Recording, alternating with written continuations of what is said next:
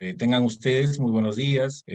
Mi nombre es Marco Guerrero, soy médico ocupacional que está pendiente y viendo la vigilancia a la salud de los trabajadores en la empresa.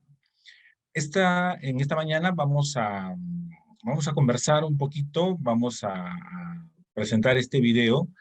Nuestro tema principal es el COVID, la mitigación, los planes de prevención y qué hacer en el contexto de la pandemia en este momento. Hoy, por ejemplo, este video se graba hoy día, 7 de octubre, y qué es lo que sucede con el COVID actualmente y cómo es que nos toca en este escenario y en este momento de la pandemia hacerle frente a este virus como trabajadores, como personas, eh, y obviamente la responsabilidad que tenemos también con nuestras familias.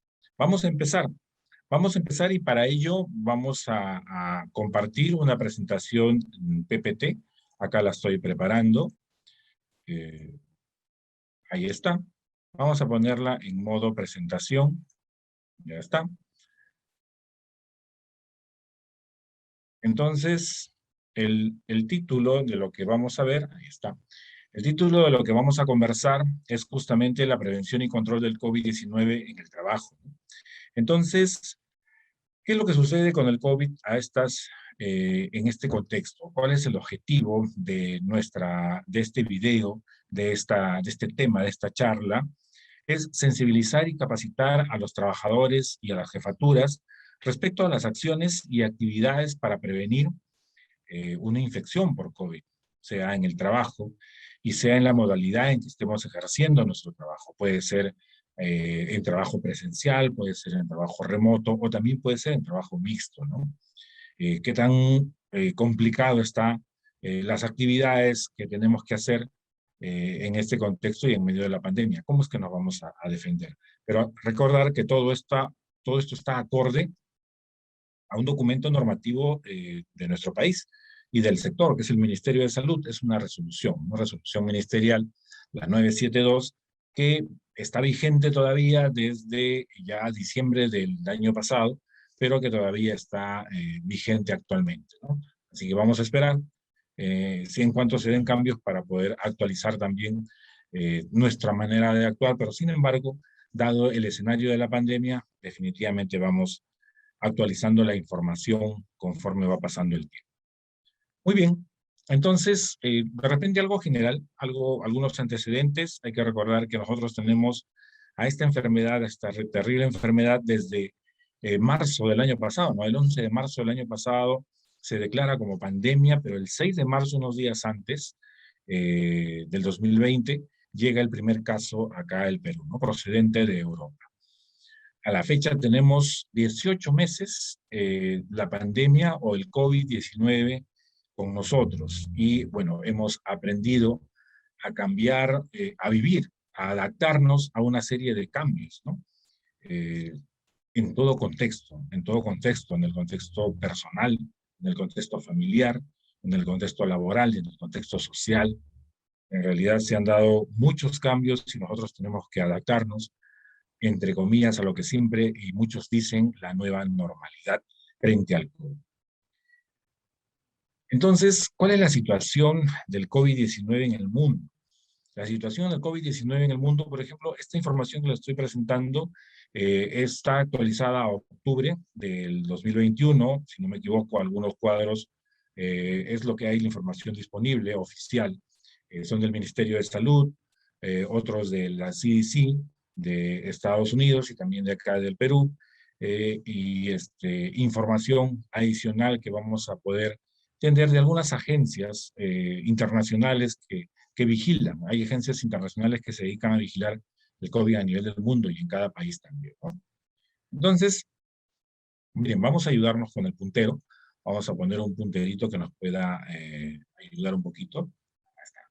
Entonces, en el Perú, hasta el 6 de octubre, tenemos 2.181.183 casos.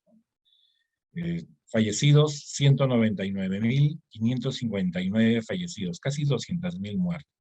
Definitivamente una de las pandemias más severas en la historia mundial y también en la historia de nuestro país.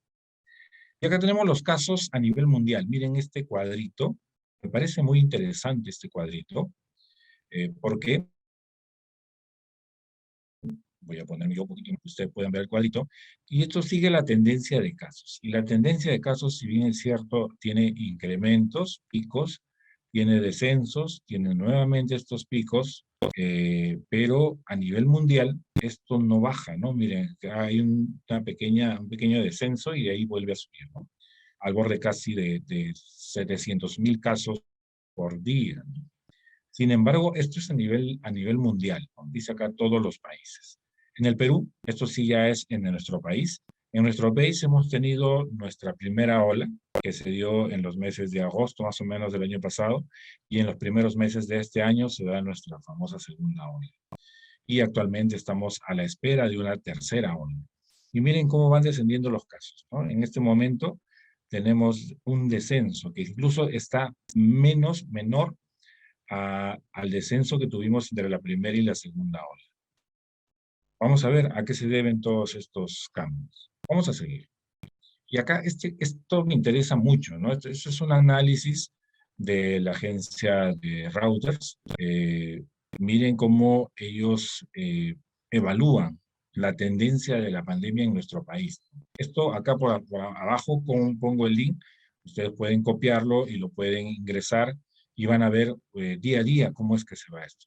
Para Reuters, la tendencia es a descender, ¿no?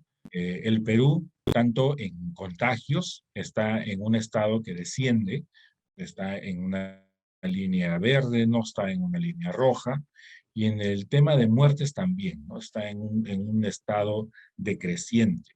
Eso es muy bueno, ¿por qué? Porque quiere decir, o sea, si nosotros evaluamos contagios y fallecimientos, la cosa está muy buena, muy positiva para nosotros, ¿no? Porque los contagios significa que no tenemos actualmente el virus circulando en nuestro medio.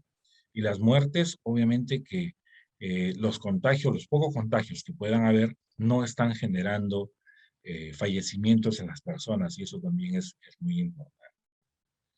Eh, eh, Otro cuadro importante, ya es del Ministerio de Salud de nuestro país. Acá habla de, esta información es hasta el 2 de octubre, hasta el 2 de octubre, habla de 3.862 hospitalizados, donde evolución favorable están teniendo un poco más de 1.000 personas, pero una evolución desfavorable van teniendo 463 personas. La mayoría de hospitalizados están en el seguro. La diferencia es fuerte versus el Ministerio de Salud. Y acá hay algo muy importante, ¿no? De estos hospitalizados que tenemos, 3.862, 883 se encuentran actualmente en ventilación mecánica. 883, un número importante todavía. Sin embargo, tenemos que estar pendientes porque ese número es bajo en proporción a las cifras que hemos manejado antes, pero tenemos 883 familias bueno, ahorita están en una situación pero muy difícil atravesando la enfermedad de su familia. Una vida para nosotros es muy importante, 883 mucho más. Las camas UCI están disponibles en la mitad, ¿no? Un poco más de la mitad de repente, un poco más en el MINSA. Miren, en el MINSA lo amarillo es que son camas UCI disponibles y lo rojo es lo que está ocupado, ¿no? Entonces, a nivel nacional casi tenemos la mitad ocupado y la mitad disponibles. Y ya por sectores, en salud tenemos un poco menos de la mitad disponibles y en el MINSA un poco más de la mitad disponible. En los gobiernos regionales, en provincias. Y en el MINSA también tenemos un poco menos, un tercio de las camas que están disponibles. Y acá está el virus, ¿no? Este virus que tanto mal nos está generando. ¿Y por qué es que este problema se convierte en algo un poquito complicado? Justamente por estas particularidades del virus, ¿no? El virus tiene una composición, tiene espículas, las famosas coronas, tiene una cubierta proteica y el material genético en su interior. Y acá tenemos que ver, por ejemplo, estas proteínas, la proteína de la espícula S. Esta es una de las más importantes. Una de las más importantes, ¿por qué? Porque si ustedes ven, acá señala la proteína de la E, la nucleoproteína N, la proteína M, y cada una de estas genera anticuerpos frente a una infección. Entonces, eso es muy importante porque cuando uno dice, ¿sabes qué? Me vacunaron y yo quiero saber si estoy protegido, voy a dosarme anticuerpos. En el Perú solamente dosan anticuerpos circulantes, y los anticuerpos circulantes solamente ven lo que es algunos anticuerpos para lo que es,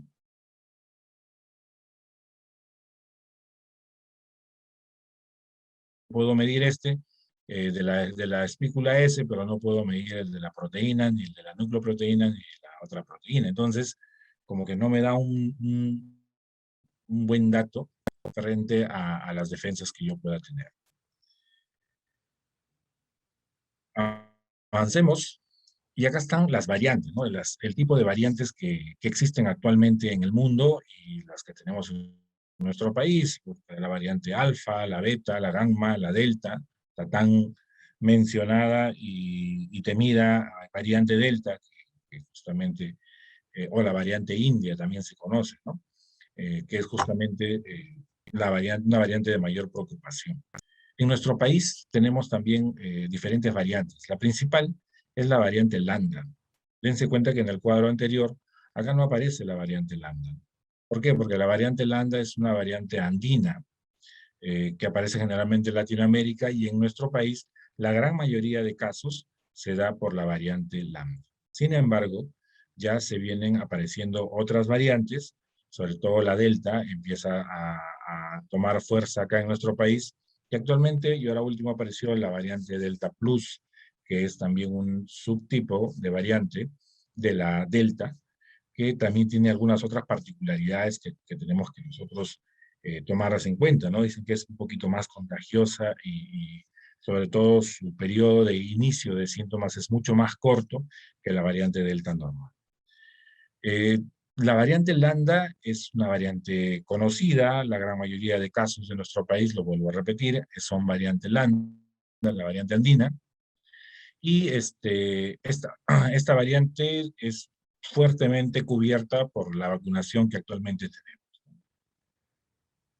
Este es un cuadrito de la variante Delta hasta agosto, si no me equivoco, acá está hasta el 20 de agosto, pero si queremos saber un poco más de la variante Delta, mira, hasta agosto del 2021, hasta el 20 de agosto, teníamos 144 casos reportados en 11 regiones. Un dato muy interesante. Esta es una información más actualizada del INS. Acá les pongo el link también para que ustedes puedan ingresar y puedan enterarse un poco más de esta variante Delta. La variante de preocupación Delta, que a la fecha tenemos 930 casos, o sea, se ha incrementado. Miren, para esto, como le digo, el corte es más o menos el 6 de octubre. Del 20 de agosto al 6 de octubre han incrementado bastante, ¿no? Y en Lima está la mayor cantidad de casos de la variante Delta. Eso no quiere decir que en las regiones también, las regiones que le siguen está Junín, el Callao, Ica, Cajamarca, Lambayeque, Arequipa, Piura, Ayacucho, La Libertad, ¿no? Pero Lima, de lejos, es la región que tiene el mayor número de casos de la variante Delta. Esta página es muy interesante, si gusta pueden entrar, porque si ustedes le dan link a cada una de estas regiones, se van a enterar con detalles hasta la provincia y el distrito de la región en qué lugares es que hay esta variante, ¿no? Esta fecha de actualización es hasta el 1 de octubre. Me corrijo, porque yo les había dicho hasta el 6, pero es hasta el 1 de octubre. Entonces, 5 cosas que conocemos del virus y cómo prevenir su contagio. Vamos a ver. La primera, y es lo más importante, el mecanismo de transmisión. El principal mecanismo de transmisión del virus es a través de las gotitas de saliva, la vía aérea, que podemos transmitir de persona a persona. Los aerosoles, como también se conoce, ¿no? La transmisión es de persona a persona. No hay otra forma de transmitir el virus. los aerosoles que nosotros eliminamos son los que nos van a llevar a un contagio. Cuando nosotros elevamos el tono de la voz, gritamos, obviamente vamos a eliminar mayor cantidad de aerosoles y eso nos va a llevar a un mayor contagio. La capacidad de infectarnos por la mano contaminada, y después llevárnoslas a los ojos, a la nariz o a la boca, cada vez, si bien es cierto, no se descarta, todavía se puede tener ese tipo de contagio, pero los reportes epidemiológicos de investigación le dan mayor importancia a la transmisión de persona a persona, ¿no? Sobre todo a los aerosoles, como el principal mecanismo de contagio y la forma más rápida de transmisión del virus. Como les decía, los aerosoles son muy importantes, ¿no? ¿Qué son los aerosoles? Hay que diferenciar entre un aerosol y una gotícula. Las gotículas pueden medir hasta por encima de las 300 micras, ya vencen la resistencia al aire y estas se precipitan o caen al suelo. En cambio, los aerosoles son partículas que miden menos de 100 micras de diámetro y pueden quedar suspendidas en el aire durante horas. Y esto es lo que genera mayor posibilidad de contagio, ¿no? ¿Por qué? Porque la gotita que contiene al virus se mantiene en el aire y obviamente lo podemos adquirir. Ahora, me podrían decir, pero doctor, entonces, ¿el virus se transmite por el aire? No se transmite por el aire. Se transmite de persona a través de estos aerosoles que viajan de una persona a otra, pero siempre y cuando tengan una distancia menor a 1 metro. Cuando nosotros nos exponemos a una persona que tiene COVID a menos de 1 metro, obviamente la probabilidad de contagio es bastante alta, sobre todo si la persona que tiene COVID y yo no tenemos ningún mecanismo de protección como son las mascarillas, como son los protectores faciales. Entonces, esta información es de OMS, acá también pongo también la referencia, pero cuando estamos en silencio, esto es a los 2 minutos, a los 15 minutos y a la hora, ¿no? Cuando estemos en silencio, la cantidad de aerosoles que vamos eliminando es mínimo, ¿ya?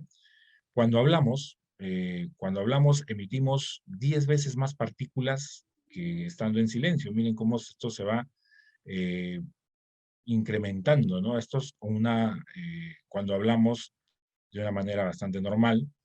Y cuando cantamos o gritamos, ya la cantidad de aerosoles que uno elimina es muchísimo mayor, ¿no? Ya se emite 50 veces más y conforme pasa el tiempo, esto incrementa mucho más. ¿Por qué? Porque se mantienen, ¿no? Cuando dijimos que los aerosoles se mantienen un tiempo en el aire, es que conforme nosotros seguimos avanzando, seguimos hablando, seguimos gritando, seguimos cantando, obviamente se siguen manteniendo ahí y la posibilidad de un contagio es mucho mayor. Muy interesante este análisis que nos hace la OMS. Entonces, ¿cuáles son los síntomas que nosotros tenemos? Principalmente los que ya conocemos, tos, fiebre y cansancio. Los síntomas son variados, pero generalmente estos son los más comunes, ¿no? La tos, la fiebre y el cansancio. Sin embargo, tenemos que saber que han aparecido otro tipo de síntomas, como los dolores de cabeza, la secreción nasal, el dolor de garganta, diarrea, y cuando la cosa se pone grave ya la dificultad para respirar. Algo muy importante, la variante Delta te da otros síntomas adicionales, ¿no? Y dentro de ellos está, por ejemplo, el COVID era una enfermedad que generalmente te tapaba la nariz, te tapaba la nariz. En cambio, la variante Delta no te tapa la nariz, al contrario, te da la rinorrea que nosotros llamamos, que es abundante secreción por la nariz, ¿no? Cuando, como dicen vulgarmente, decimos muchas veces en la casa, en el barrio, la nariz chorrea bastante secreción, bastante moco, ¿no? Que hace agua a la nariz, algunos también le dicen. Como les decía, los síntomas de la variante Delta, la secreción nasal, el dolor de garganta y el dolor de cabeza. Obviamente son síntomas que se han sacado a través de diferentes estudios, pero no son determinantes. O sea, no es que yo tenga secreción nasal y ya tengo la variante Delta, no, no es así. se tiene que hacer un hisopado y se tiene que hacer el estudio genómico de este hisopado en el caso de que sea positivo, ¿no? Clínicamente no se puede determinar qué tipo de variante es la que nos puede estar afectando. Las acciones que están demostradas que son efectivas para combatir el virus. Se han hecho estudios de investigación, más de uno, y lo han publicado ya a nivel de OMS, a nivel del CDC, a nivel de los diferentes organismos científicos más importantes, OPS, y la mejor medida de prevención para evitar el COVID es el uso correcto y obligatorio de la mascarilla. La mascarilla ha demostrado ser el mejor método para prevenir el COVID.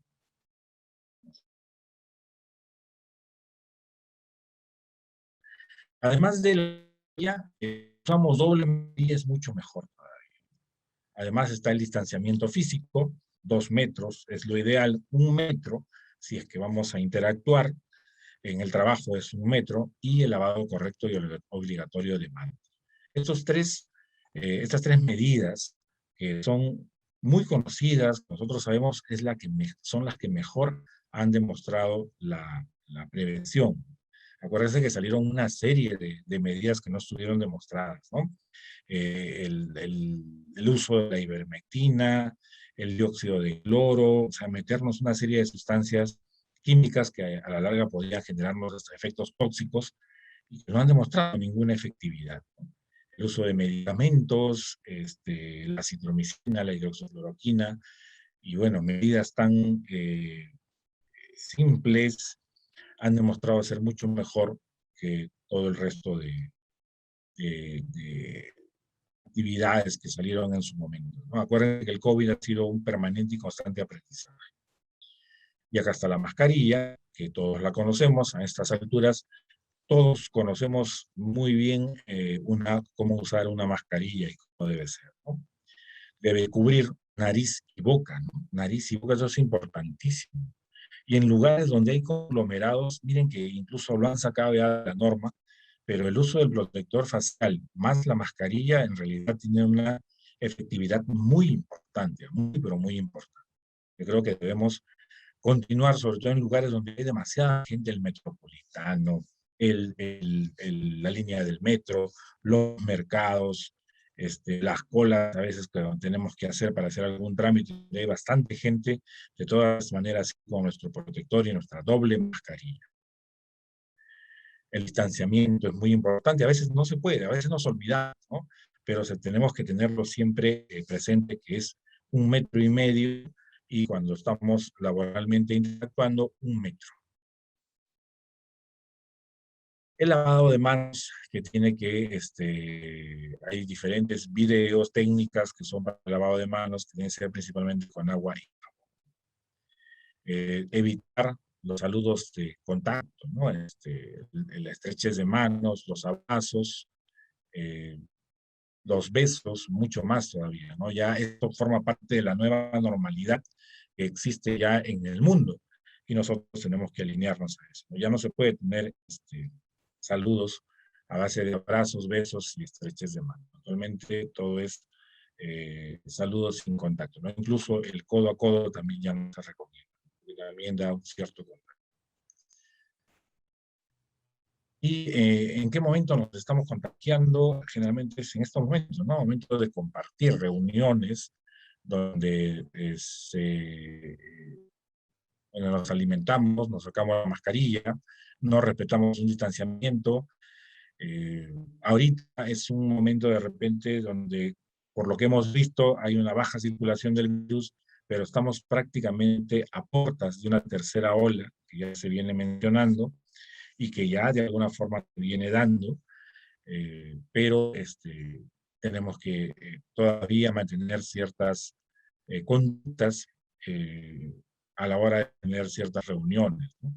Cuando hay niños en las reuniones, los niños a veces no entienden que tienen que usar una mascarilla, mucho menos el tema del distanciamiento, y es por ahí donde generalmente se transmite la infección, ¿no? Hay que recordar que para ellos aún todavía no tenemos vacuna.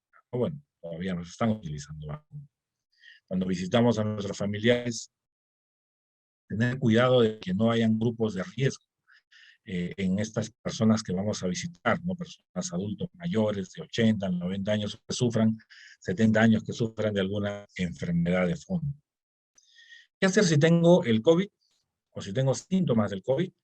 Obviamente, si tengo malestar general, fiebre, dolor de cabeza, congestión nasal, diarrea, tengo que necesariamente hacerme una prueba, ¿no?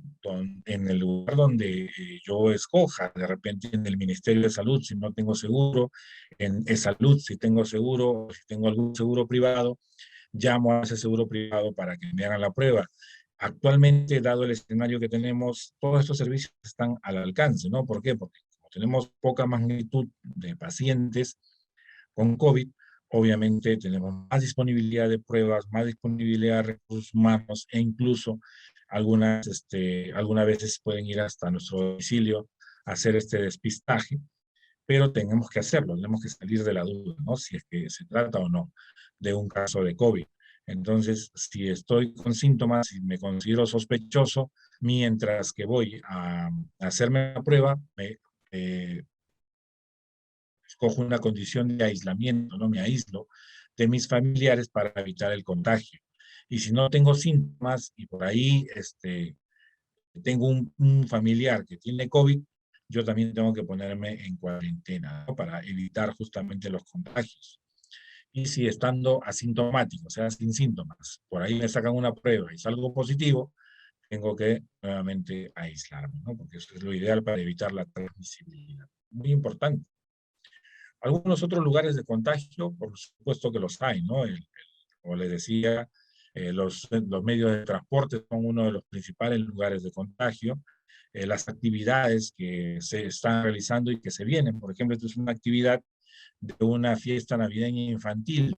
Esto se va a venir ahora, dentro de poquito, ¿no? En un par de meses vamos a tener este tipo de actividades y mire la cantidad de gente que hay. Y casi todos son niños. Y bueno, pues esperemos bueno, que tengamos controles en eso, ¿no? Que todavía se den ciertas restricciones para eso. Los mercados son los lugares donde también nos infectamos mucho, los lugares de alta transmisión del virus. Entonces, ¿qué hago? Uso una mascarilla, uso un protector facial y si es posible hasta un gorrito, ¿no? Un gorrito descartable para poder evitar la transmisión y el contagio. Y el otro mecanismo muy importante ya para terminar este, de transmisión es el uso de las vacunas, ¿no? Las vacunas son importantísimas. Miren cómo se ha disminuido la cantidad de fallecimientos, incluso la cantidad de casos.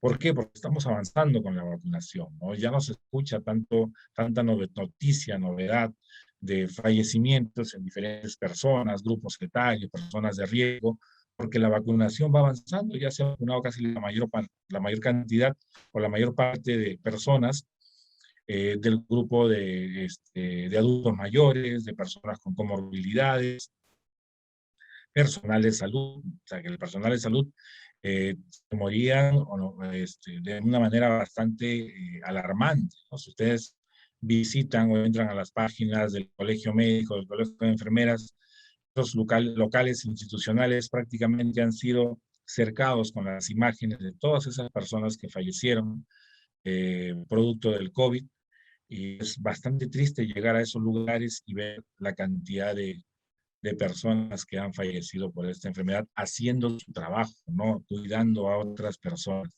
Es en realidad bastante triste. Entonces, acá les paso algunos links, algunos números, donde van a poder hacer una serie de consultas respecto a la vacunación.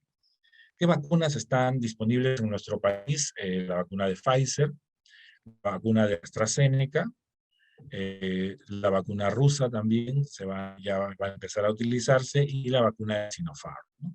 Que es la vacuna de origen chino. ¿Cuál es la mejor vacuna? Todas las vacunas son muy buenas, han demostrado muy buena efectividad, muy buena eficacia en las personas y de verdad que sin necesidad de entrar en discusión entre una y otra vacuna, yo creo que la mejor prueba es el contexto que actualmente vivimos, ¿no? De lo que nos moríamos, hasta 400 personas por día Ahora fallecen 8 personas, 10 personas, 15 personas, siguen siendo muchas, ¿no? Pero ha bajado increíblemente.